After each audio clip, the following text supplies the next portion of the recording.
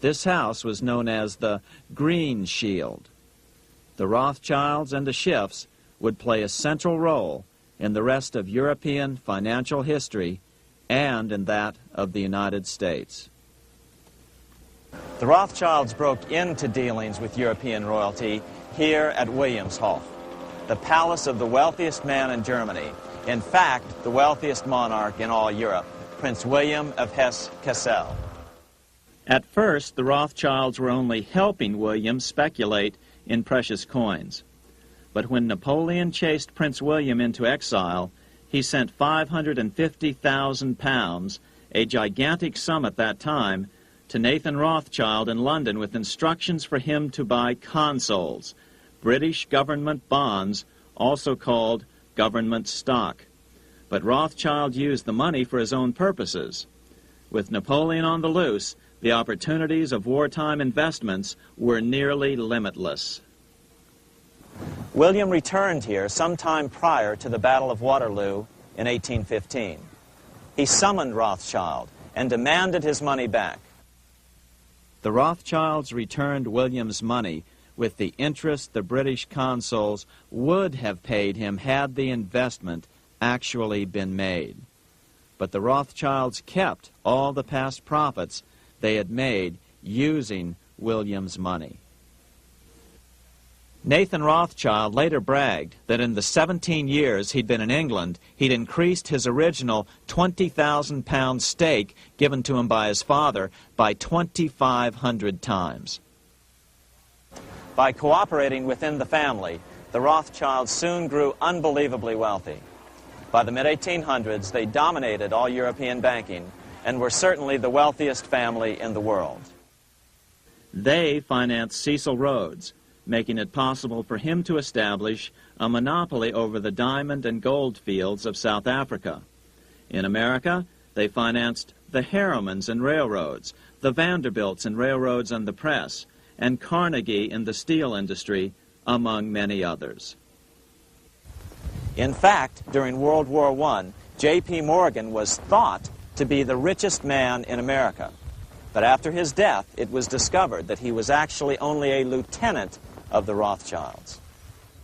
Once Morgan's will was made public, it was discovered that he owned only 19% of J.P. Morgan companies. By 1850, James Rothschild, the heir of the French branch of the family, was said to be worth 600 million French francs, 150 million more than all the other bankers in France put together. He built this mansion called Ferrier, just east of Paris. Wilhelm I, on seeing it, exclaimed, "Kings couldn't afford this. It could only belong to a Rothschild." Another 19th century French commentator put it this way: "There is but one power in Europe, and that is Rothschild." There is no evidence that their predominant standing in European or world finance has changed. Now let's take a look at the results the Bank of England had produced on the British economy and how that later was the root cause of the American Revolution.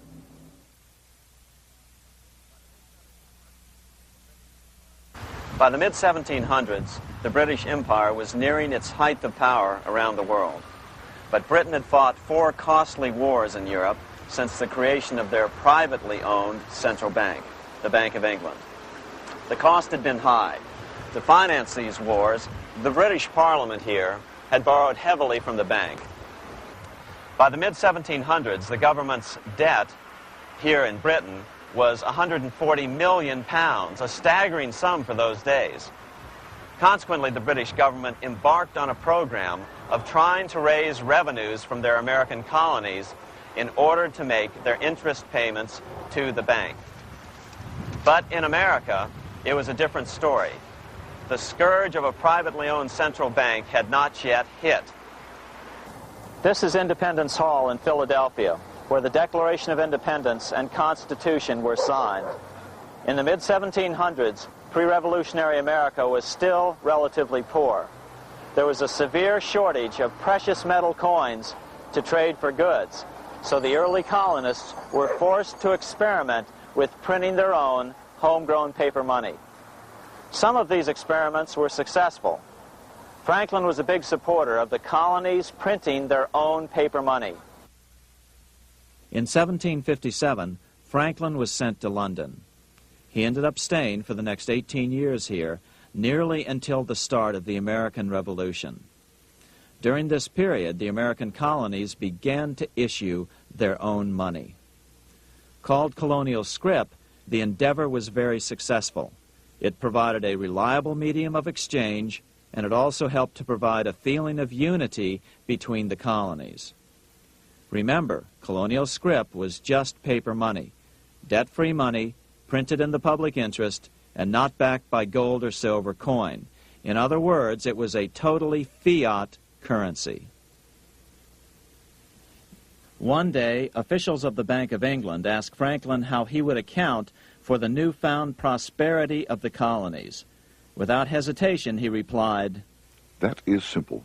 In the colonies, we issue our own money. It is called colonial scrip. We issue it in proper proportion to the demands of trade and industry to make the products pass easily from the producers to the consumers.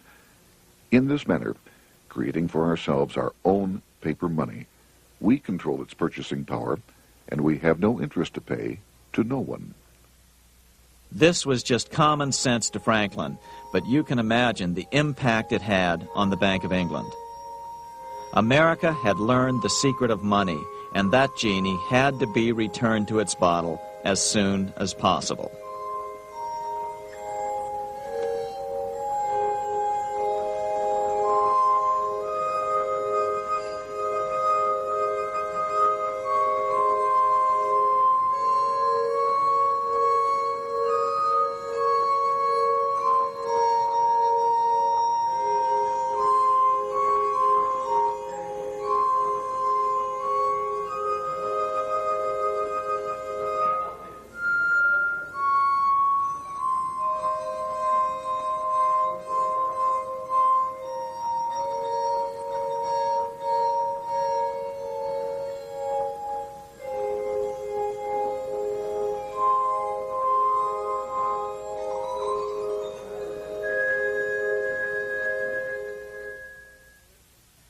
As a result, Parliament hurriedly passed the Currency Act of 1764.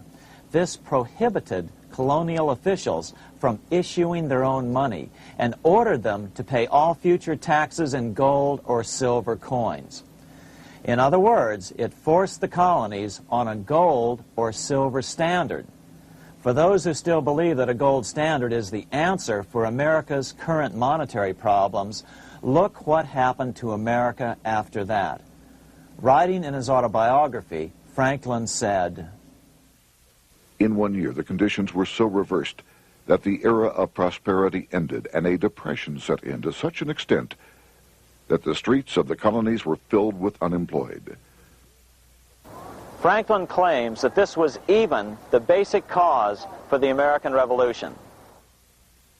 As Franklin put it in his autobiography, "The colonies would gladly have borne a little tax on tea and other matters had it not been that England took away from the colonies their money, which created unemployment and dissatisfaction. The inability of the colonists to get the power to issue their own money permanently out of the hands of George III and the international bankers was the prime reason for the Revolutionary War." By the time the first shots were fired in Lexington, Massachusetts, on April 19, 1775, the colonies had been drained of gold and silver coin by British taxation. As a result, the Continental government had no choice but to print money to finance the war. At the start of the Revolution, the U.S. money supply stood at $12 million. By the end of the war, it was nearly $500 million. As a result, the currency was virtually worthless. Shoes sold for $5,000 a pair. Colonial scrip had worked because just enough was issued to facilitate trade.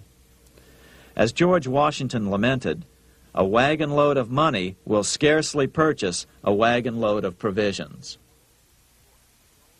Today, those who support a gold-backed currency point to this period during the Revolution to demonstrate the evils of a fiat currency.